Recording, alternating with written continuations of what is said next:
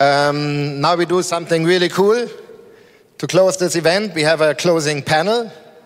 And earlier today, I had a brilliant idea to practice the art of delegation because I volunteered a new moderator, Bart Markus. Bart, you will be the moderator. You come on stage first, and I show you where you may sit. I thought that when you extracted a soft commitment out of me yesterday under a lot of alcohol, that was the end of it, and I would not be on the spot anymore, but I was wrong, obviously. Right? Yeah. So there you go. Ecosummit is always good for a surprise, as you know. This is for you. We have Phil Larochelle, Breakthrough Energy Ventures. Yeah. Make some noise for Phil.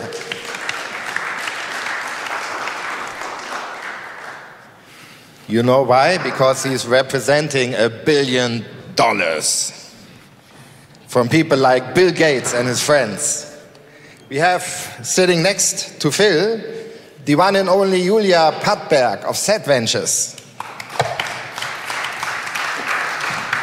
Hi. This is perfect for you. And we have even one more guy in a yellow shirt. You know him from yesterday, Thomas Gottschalk, founder of Mobisol. Yes, give it up, give it up. Hey. You have the privilege of sitting next to Julia. And we have one more really experienced investor now working with us, Generation. It's another big fund co-founded by somebody called Al Gore. But this guy is called Alois Flatz. Hi. Hey, Alois. Great to see you. Okay. And now my job is done, and I give it over to this guy. So I'm going to actually start with a question, not to the panelists, but to you guys. So for the entrepreneurs in the room, the question is like, which one of you wants to make a big impact? And for the ones that are supporting the startup, are you willing to, or are you aiming to make a big impact on your company? So show of hands. So no surprise, right? Everyone wants to make a big impact. So it seems that it's just Jan wants to make a double big impact. So it seems that we're spot on with the topic of the panel.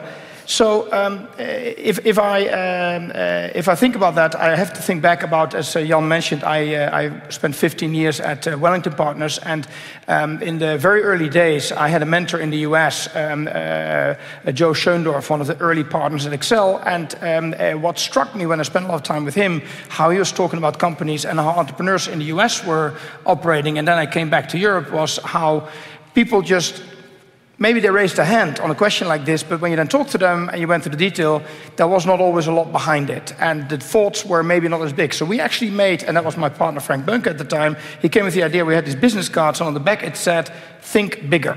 And when I would give the business card, my business card to an entrepreneur, I would always give it the wrong way around so that they wouldn't read my name, but they would read, think bigger. So the first question to the panel is, do you think there is an ambition gap between US and Europe? And actually, beauty before age, I would say. So, Julia, maybe you want to start. What do you think? I think, yeah, indeed, I think there isn't. There's not? There's not, no. Okay. So, first of all, yeah, we see companies all over Europe, and we see that especially in the Netherlands, our home market, the companies tend to have very modest business plans with very, very modest growth plans and getting a little bit of money here and then next year a little bit of more money. But also bigger companies like Zonnen, one of our portfolio company, last year they tried to raise $80 million, euros actually, and they did not succeed in Europe, and finally they had to go for a Chinese US investor, which was really good for them, but a shame that we can't do that in Europe easily. Yeah, so you think there is an ambition gap then, in a way? Yes. Right? Yes, okay, good. Any other views? Anyone that thinks there's not? Well, if I may, I was surprised yesterday, and maybe not surprised, I think it underlined my experience as looking for money over the last 10 years.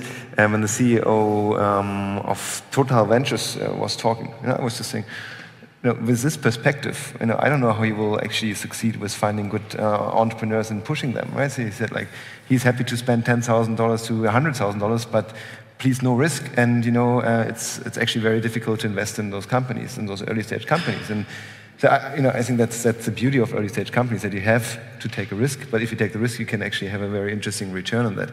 So I've been over the last years, since I have lots of scars from investors who said, well, it's too risky or it's difficult to invest in that business.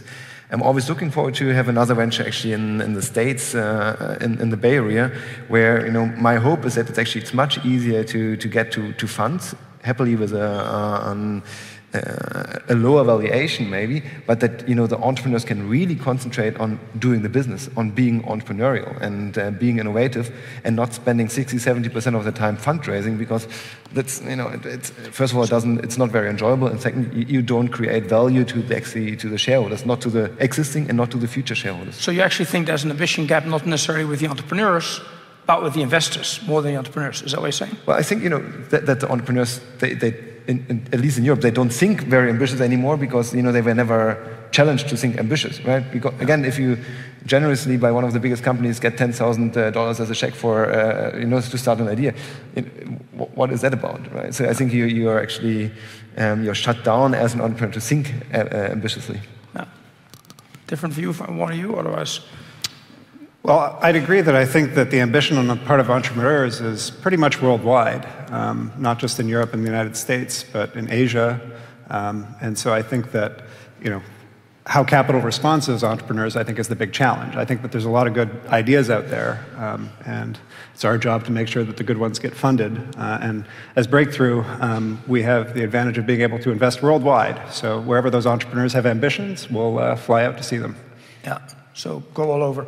I think that just an observation myself is also that if you look at European entrepreneurs, I've seen in the US, if you're a successful entrepreneur and he does 100 million exit, then he wants to do his next company, it needs to be $1 billion exit, and he does that company, he wants a $10 billion exit on his third company. Whereas in Europe, I always have the feeling that the entrepreneur that does 100 million exit, he will either want to go and buy a house in Saint-Tropez and lay on the beach, or he wants to become a venture capitalist and take it easy, right?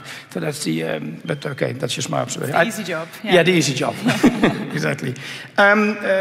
Maybe when we talk about, because we now talked about impact in terms of money, but is that how you guys would define big impact, as money, or is there other? I'm looking at you, Phil, because I think I know that that's not the way you guys look at it, right? Well, I think money and having a viable business is one of, if not the most important indicator of success, regardless of what you're trying to do. We like to say that if you're trying to reduce gigatons of greenhouse gases, you have to make gigadollars. That's the only way that you get big enough.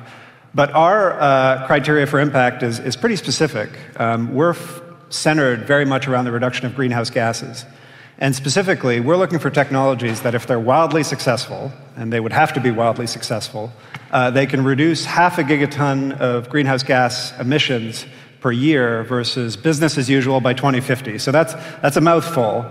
But what it basically means is that if we fund your company, we want there to be a believable story that this could result in a reduction of 1% of world greenhouse gas emissions. I was going to say you need 100 like that. I was just trying to do the math in my head, right? Well, it's funny. You say that that's way too ambitious on an individual level, but then you look at the entire climate problem, you're not going to make a and you difference, realize right? you have to do that 100 times. Yeah. And so I think that BEV exists to a certain degree because if you really want to meet the climate targets, which is being carbon zero and then carbon negative by mid-century, you really got to take these big swings at the fences. And just to calibrate things, 0.5 gigaton per year is more than the emissions of the UK. If you go sector specific, 0.5 gigaton per year is hundreds of gigawatts of clean electricity. It's hundreds of millions of EVs. It's tens of millions of pounds of beef. Or no, sorry, tons of beef. Hundreds of millions of tons of milk, 500 million tons of cement, 250 million tons of steel. So in terms of impact, we're really looking for... Is that the entry exam at Breakthrough Energy? That's right, no. Go through that, it's good. Well, because we're a worldwide fund and, we only have a certain number of people, one of our most useful filter is, if it works, will it matter? And so whenever I talk to entrepreneurs, I say, perhaps a bit differently than many sources of venture capital who appropriately sort of say, how is your business viable in the near term, which of course we care about too. But we encourage entrepreneurs to say, what is your wildly optimistic vision of you being successful beyond your wildest dreams, and what does that mean for the world? And that's just what you have to do if you want to have big climate impact. Yeah. Alois, how do you guys define big impact? I think big impact from how we define it is that the mission of Generation is to prove the business case of sustainability investing. And that means, don't compromise on returns, use environmental criteria, social criteria to enhance performance and to outperform. And only that way it will be sustainable in the long run.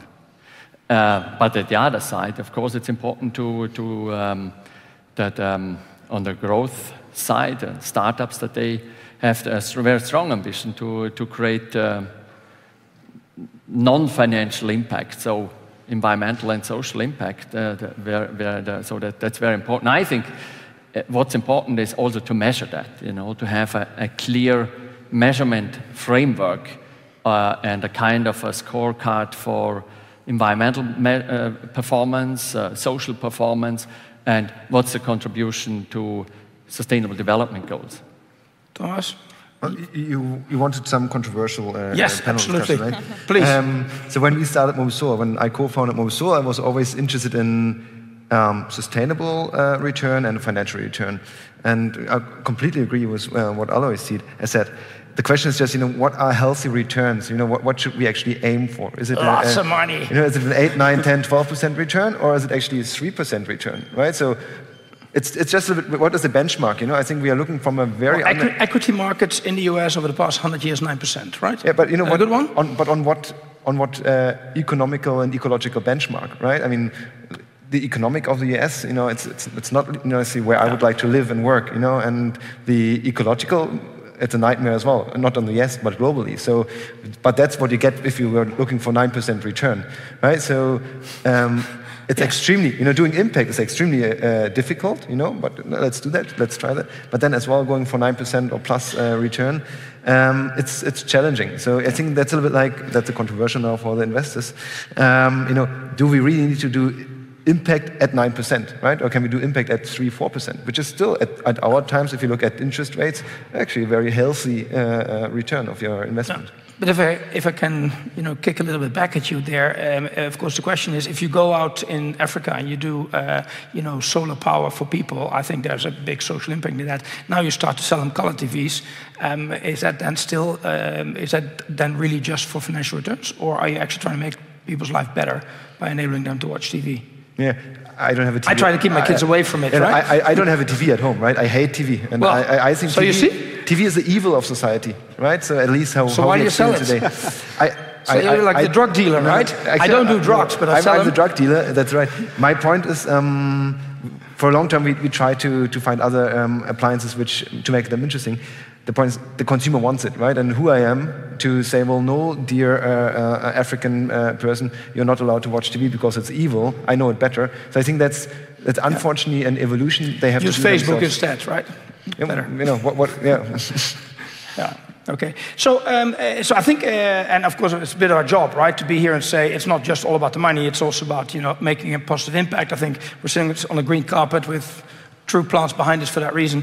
So if we define that as the impact, what are then the key things that you look for in business, or Thomas, you were actually in a business as well when you started your business, what do you need to have to see that big impact? Yeah, go ahead. Yeah, so quickly, our impact of Set Ventures is catalyzing the energy system transition, so towards decarbonization, electrification, digitalization, and also, that's it mainly, decentralization. And for that, we see two main options. So we either look for companies that are, in 5 years from now, going to be in the bottleneck of the value chain of a future economic model, which could, for example, be the digital utility that's more service-oriented. So that's why we invested in companies like Greencom and EnergyWorks. They really are in that key position in the value chain. Mm-hmm. Or you should really drive a mass-market product that's completely new.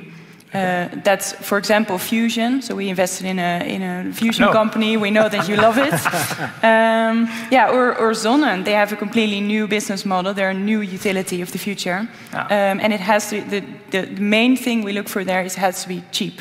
It has to be accessible, not for the upper few, but for everyone. Okay, Alois. what is important in order to achieve environmental and social impact, it's important that the company itself is sound, and we have the ambition to contribute, if we invest in a company, to contribute that the company can grow and become a great company for the long term. And that's our ambition. And if a company can scale, the company also scales its impact. And so it's important that the company has the right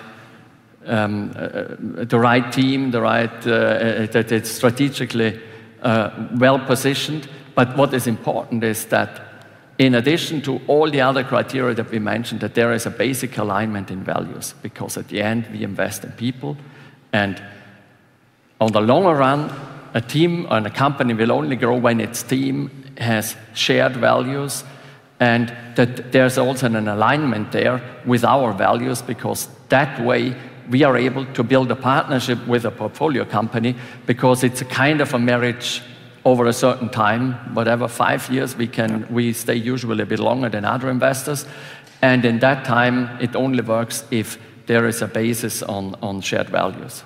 Yeah. The soul of the winner, I think I heard coming through there, right? That's not us, but yes, we agree. Yeah. So, to be succinct, ambition, competence, honesty, capital, execution. So we want to give capital to people who have the first three and then help them do the fifth thing. Anything to add, Thomas, or is that the list? You're laughing, you've got a different view. No, I'm laughing about the 9% return on all of this, the wishful thinking of the investors and the 9%. I think if you look at sustainability, it has different phases or facets. And when we started Mobisol, it was all about carbon mitigation. And the beauty of what I learned over the last 8 years, sustainability is so much more, or impact is so much more, right? It's gender, right? What an important topic. And suddenly gender is on access to energy, on the stage of access to energy. It's education. Wow, right? So I think the populism which we see in Europe is only possible because we said goodbye to really good education in the schools, in the public schools today, right? But if you go to the developing world, education has never been there, right? They didn't say goodbye to it. It has not been there yet. So with what I see is actually as impactful there, education, right? So which is connected as well to access to energy. So totally. For me, sustainability and impact became so much more multifolded than only looking at environmental protection, because in the end it plays all together. And so it's, I think, for us, difficult to measure all of the positive impacts and as well the negative impacts, right? So I hope that besides selling TVs to our people, that the impact we do is still on the above the zero line. Yeah. So if I can throw in a curveball here, there's a question I didn't actually tell you guys I was going to ask. So if you take the soul of the winner phenomenon, so from an investor perspective, and I'd love you to then comment as a founder after the investors have gone, it's like, do you prefer a company where, or do you only want a company where the founder has the CEO capability to become really big with the company, or is it totally fine that you have someone which is good for one phase and you move through stages? Alois? I think there's no general answer to that. Ideally, the CEO can grow with the company, and there is, as I mentioned, it's a marriage over time, so that there's no divorce there. And if you have to replace a CEO or other key people, especially founders, it can be an issue. You need to find a good replacement, and you lose time, and you lose a time to grow a company. So ideally, they can grow, and I think it's our task to assess the skills of top management on one side, and on the other side, if we say we go with someone, that we are supportive and help these people to be successful, to improve skills and develop skills. Different views from the investor, or is that your view? I view think it's pretty similar, because we don't have a blueprint for that. I think founders are incredibly important as visionaries and for selling their technology and vision and making people very enthusiastic, creating new ideas. They don't necessarily have to be the best manager, so we definitely don't say they always need to be the CEO. It's really good if they do stay really involved in the company. But yeah, again, Zonnen is a really good example where the founder has grown to be an exceptional CEO that can really scale a company. Yeah. Thomas, you have a different view on that? No, I think I have a very similar view there. I think what I would like to add is, I think if you have a CEO who understands what his or her limitations are, and when to maybe not step or try to stick to the position, I think that's an important view. If I would be investing in something, I would try to understand, is that person who's founding or who's founded the company and who's leading the company able and willingly to understand where her or his limits are, to not run into that deadlock. Because if you have a dirty divorce within a company, that's pretty awful. Yeah. If you have a warm, enjoyable divorce, and where the divorce is just ending up in which one is that, right? How many of your friends do you know that actually had a warm and fuzzy divorce, right? Yeah. I think that's again, if I would be investing in a company, I would try to understand that, and I think that would be core for me. Because what I think, if you start a company from scratch, if you start with 1, 2, 3, 4 people, and with a seed funding of $10,000 or euros, and you go to a multi-million-dollar business company, it's very different mindsets which you need to attract there. And at some point, you need really good managers. But a really good manager does not need to be a visionary person who's an entrepreneurial mind. So I'll add my perspective to that. So I've had the privilege of being part of a couple of really big companies that became multi-billion. I mean, Navtech was actually my very first investment. That was an 8.2 billion exit to Nokia. Obviously, Spotify a couple of weeks ago. And I don't think that I can, if you just take financial metrics as they're like the billion-dollar companies, I can't think of many where the founder is not there. Most of the time, even as CEO. What I do believe is that as you grow the company and the certain skill sets that become required, you need to have a founder that is going to surround himself with people that fill those skill sets. I mean, I don't think Mark Zuckerberg, which obviously done a fantastic job on Facebook, he's a shit manager too, right? I think he's autistic, right? I think I'm allowed to say that here, right? Then I think, the amount of startup companies... And Trump is a toupee, right? I'm allowed to say that too. Which become multi-billion-dollar companies is probably pretty limited. So I think that's, that's as well the reality then as well. So that having that beautiful growth stories is one out of a million or a trillion. Yeah, but it's the topic of the panel, right? So we're talking about the big impact. Yeah. Phil, you're itching. No, I mean, I agree with everything that's been said here, which is that you evaluate the leadership team at the beginning, and then it's an ongoing evaluation. And I don't think you can be prescriptive to say this is the formula for success. Yeah.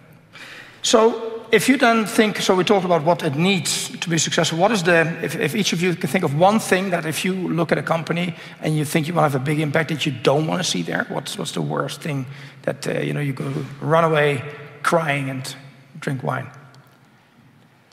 I think the worst thing that can happen between a startup or a portfolio company and the investor is if you lose the trust on both sides. Because at the end, it's people's business. At the end, it's mutual trust that you have to build. And if there's mistrust, that's the worst thing that can happen. And then all the other problems follow afterwards. But of course, there can be a reason why there is missing trust suddenly. So. And then it's also a skill and important, sometimes it's a real challenge to work on rebuilding the trust. Phil?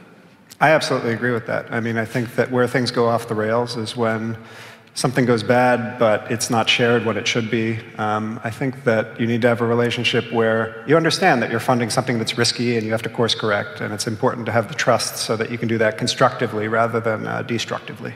Yeah. I fully agree with what's been said, but I also think that a company needs focus. So the worst thing that we see is if a company wants to do everything, both within a market, but also covering everything that their potential... It never happens, right? I haven't seen any company that wants to do everything for everyone. For some reason, we see them in the market, and it's companies that really want to do everything that their customers and partners and potential acquirers are doing. That's really difficult to get business that way. Thomas, and maybe from a perspective as an entrepreneur and looking at investors, what's the worst thing, that you have seen or that you really want to avoid with investors in order to have the impact? No, I fully agree, and I follow the 3 investors. And that's actually, I think my biggest learning over the last 10 years is the trust. It's not trust. It's the trust to your customers, trust in your company. But if the trust with your investors is gone, basically you can close. Or, you're in deep trouble. So it's extremely difficult to get out of that. I mean, in any relationship, right? And with your investors, it's a very close relationship, which needs to be trustworthy. Yeah. So that's 4 strikes for trust, and I'd add my strike to trust as well. And I've actually been through a situation not that long ago where we had a huge issue between a founder, CEO, and the board, where he was withholding information from the board. And if he would have actually come out with the information, we would have found a solution for it. And then in the end of the day, when it came up, because everything always comes out, right? I mean, it's like... it's like when you're a child, you learn that you can eat the candy bar, but at some point your mother is going to find out it's gone, right? And so, so I agree. So last question. We've seen a whole bunch of charts during the last couple of days, so not now, but where there's always one line that spikes out, and it's always China, right? So if you want to build something big, how important is China to build something big? Or how hard is China? Julia, what's that? I think both. I don't think it's necessary. I don't think you can only build something big if you conquer China. It definitely helps. There are, of course, a few companies that are purely focused on China that are incredibly big, and we've barely even heard of them. For us, we really focus on Europe, and we think there's so much to be done, and there's a whole revolution, an energy revolution that needs to happen here in Europe, so we can have an immense impact here. So Phil, what do you think? You guys are global? Absolutely. And if we look at the nation which has now overtaken the most greenhouse gas emissions, it's China. But it's both a challenge and an opportunity, because what they've accomplished in terms of their efficiencies of mass production, how they've brought down the cost of technologies, it's certainly a place that you can't ignore. Yeah. I would say you have to look at China from 2 perspectives. One is as a potential market, and one is as an incoming competition that could compete with your portfolio company, so from that perspective, you have to look at China, because it from both sides. I think there are still many interesting niches, more geographically defined. As for example, you are active as we are with M-Copper in Africa, off-grid power. It's more geographic niche in that sense. There are certain technology niches where companies can still have an advantage, but competition could come in, but the market is probably short-term, or let's say mid-term, not that important. But overall, we are living in a global world, and so we have to look Thomas, at it. you're going to go to Inner Mongolia and sell power there to the Chinese? The first time I traveled to China was 2007. I was part of 2008. We traveled the globe with a solar-powered car, and China blew me away. And I was in January with my son in China because I wanted to show him the future. And China is the place to be. So if my wife would be more adventurous, so is the wife, right? No, she moved. She moved from Australia to Germany for me, so I can't ask her now to move to China. I would love to live in China because it's such an incredible feeling there. Electric mobility. I mean, Jared Reed yesterday was talking about the future of mobility, and I just talked to him. Is there a way around China? He said, no, China will do it, but he hopes that China is in for humanity, right? And I think China is a fascinating market, and I would love to be more involved in actually doing business in or with Chinese, actually. Yeah, so I'll close this with verbatim from Joe Schoendorf in 2008, I think, and he said, I now open every board meeting, in every company where I'm on the board, I open a board meeting and say, what is your China strategy? And if they don't have one, bring it to me next board meeting. So he sold that in 2008, and I think it's true. It's important. On that note, thank you guys very much. I think that concludes the panel, and I hope to see most of you on the boat for the barbecue. And Jan, where are you?